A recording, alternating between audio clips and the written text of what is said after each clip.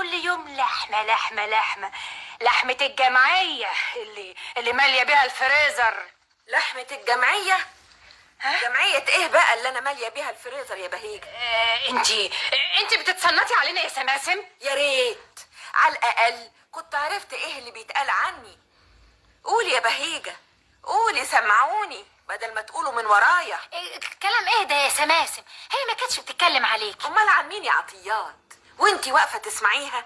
ده جزائي برضو؟ جزائك ده ايه؟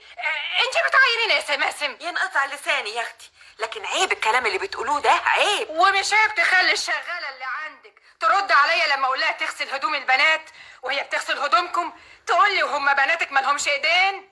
معلش، طبعا هي غلطانة في الرد ده، بس يعني الحمل تقيل عليها قوي.